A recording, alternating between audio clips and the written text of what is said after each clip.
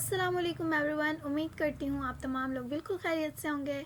आज जो टॉपिक हमने डिस्कस करना है that is totally about viscosity. Viscosity basically हम कहते हैं गाढ़ेपन को, यानी कि कोई भी हमारे पास लिक्विड है या कोई भी चीज़ है हमारे पास तो कितनी गाढ़ी है। ठीक है, इस चीज़ को हम क्या कहते हैं, विस्कोसिटी।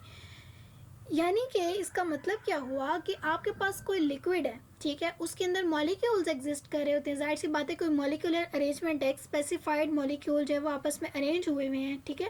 तो उनके दरमियान में कितनी रेजिस्टेंस है, कितना उसकी रुकावट है कि वो उसके फ्लो को कितने हद तक जो है वो रोक रही है, कितना गाढ़ा है वो।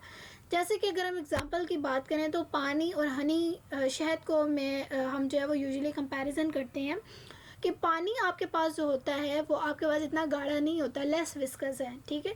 इसके बरक्स जो आपके पास शहद होता है उसकी विस्कोसिटी बहुत ज़्यादा होती है, वो बहुत ज़्यादा गाढ़ा आपके पास जो है एग्जिस्ट कर रहा था। इसका क्या मतलब हुआ कि उसके मॉलिक्यूल्स के दरमियान में जो इंटरनल रेजिस्टेंस है, यानी उनके मॉलिक्यूल की अरेंजमेंट ऐसी है, इतना सख्त उन्होंने जोड़ के रखा हुआ है मॉलिक्यूल्स को कि वो उनको फ्लो नहीं करने दे रहे, उनको मूव नहीं करने दे रहे, ठीक है। तो इस चीज़ को हम जो है विस्कोसिटी कह रहे हैं कि उसका गाढ़ापन कितना है। अब विस्कोसिटी या गाढ़ेपन को मेजर करने के लिए उसके डिफरेंट जो है हमारे पास विस्कोमीटर होते हैं, जो ऑपरेटर्स जो यूज़ करते हैं हम लोग विस्कोसिटी को मेजर करने के लिए, उसको बेसिकली जो है वो विस्कोमीटर कहा जाता है।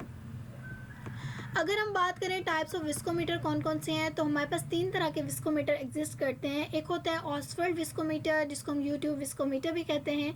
एक होता है रोटेशनल विस्कोमीटर, एक होता है फॉलिंग बॉल विस्कोमीटर। अगर हम इनकी डायग्रामेटिकली बात करें तो जो आपके पास यूट्यूब विस्कोमीटर होता है वो बिल्कुल इस शेप का होता है, यानी कि यू शेप का होता है। एक जगह से हम जो है वो इसके अंदर जो भी हमारा लिक्विड है वो इंसर्ट कर रहे होते हैं, ठीक है, और दूसरी जगह से जो होता है वो लिक्विड फ्लो कर रहा होता है। जिस जगह पे जाके ये दोनों इक्वल हो जाते हैं, यानी कि ये लिक्विड, लेट सपोज मैं यहाँ पे अगर ब्लू कलर से वाटर को ड्रॉ करूँ तो ये, ठीक है, यहाँ पे जब इस जगह पे और इस जगह पे वाटर की कंसंट्रेशन दोनों बराबर आ जाएंगे, यानी यू शेप में पूरे बराबर वाटर एग्जिस्ट कर रहा होगा, तो वो वाला टाइम जो है हमारे पास विस्कोसिटी के अंदर आएगा, उसको हम लोग जो है विस्कोसिटी के अंदर मेजर कर लेंगे। उसके बाद हमारे पास आता है एक रोटेशनल विस्कोमीटर। अगर हम रोटेशनल विस्कोमीटर की बात करें तो इसमें हमारे पास जो होता है वो ऊपर यूँ कैलकुलेटर टाइप लगा हुआ होता है, ठीक है, अंदर नीचे जो है स्टेरर होता है और नीचे हम जो है इसके अपना टेस्ट ट्यूब रख लेते हैं और ये इसके अंदर रोटेट करता रहता है। एक स्पेसिफाइड टाइम हम एडजस्ट कर देते हैं और ये रोटेट करके हमें जो है वो रीडिंग दे देता है कि भाई इस लिक्विड की हमारे पास इतनी विस्कोसिटी है। फॉलिंग बॉल विस्कोमीटर में क्या होता है कि ऊपर से एक बॉल जो होते हैं वो हम लोग थ्रो करते हैं, नीचे लिक्विड आपके पास जो होता है वो बीकर के अंदर पड़ा हुआ होता है, ठीक है। अब जितने टाइम में वो बॉल नीचे आई है और यहाँ पे आके वो स्टे कर रही है, वो वाला टाइम जो है हम उसमें नोट डाउन कर लेते हैं। नेक्स्ट हमारे पास आ जाते हैं फैक्टर्स, यानी कौन कौन से अवामिल हैं जिन पर विस्कोसिटी जो है वो असरअंदाज होती है। तो सबसे पहले हमारा जो फैक्टर है वो है टेम्परेचर, ठीक है। यानी कि अगर हम किसी लिक्विड की विस्कोसिटी मेजर कर रहे हैं और उसका टेम्परेचर जो है वो हमारे पास ज़्यादा है, ठीक है, अगर हम यानी कि टेम्परेचर बढ़ा रहे हैं तो विस्कोसिटी कम होगी। सिमिलरली जैसे कि हम हनी है, शहद है, उसको हम हीट आउट कर रहे हैं, ठीक है, हीट करेंगे तो उसकी क्या होगी कि टेम्परेचर, जो मॉलिक्यूल की अरेंजमेंट है वो आपस में जो ज़्यादा कॉम्पैक्ट हुए थे वो कम हो जाएंगी, यानी वो एक दूसरे से थोड़ा दूर दूर हो जाएंगे। अब वो एक दूसरे से थोड़ा दूर दूर हो जाएंगे तो ऑब्वियसली उनका गाढ़ापन जो है वो थोड़ा कम हो जाएगा। नेक्स्ट आते हैं size of molecule. Size of molecule जितना ज़्यादा होगा उतना ज़्यादा उसका गाढ़ापन होगा, ठीक है, क्योंकि हमें पता है कि जो छोटे मॉलिक्यूल होते हैं उनकी मूवमेंट आसान होती है, जो बड़े मॉलिक्यूल होते हैं उनकी मूवमेंट मुश्किल होती है।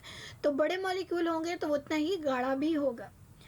अगर हम मॉलिक्यूलर शेप की बात करें कि मॉलिक्यूलर शेप किस तरीके की होती है, तो अगर आपके पास इर्रेगुलर शेप होगी, इर्रेगुलर शेप का क्या मतलब है कि इस तरीके की आपके पास शेप होगी, एक मॉलिक्यूल इस शेप का हो गया, एक इस शेप का हो गया, एक इस तरह का हो गया, एक आपके पास ऐसा हो गया, ठीक है, ये आपके पास जो है वो इर्रेगुलर शेप आ रही है।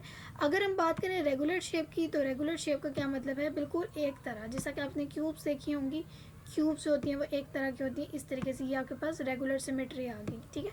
अब क्या होती है कि अगर इरेगुलर लिक्विड की आपके पास शेप होगी ना तो उसमें आपके पास विस्कोसिटी ज़्यादा होगी, यानी वो ज़्यादा गाढ़े होंगे और उनकी जो है वो आपके पास विस्कोसिटी की वैल्यू भी थोड़ी ज़्यादा आएगी।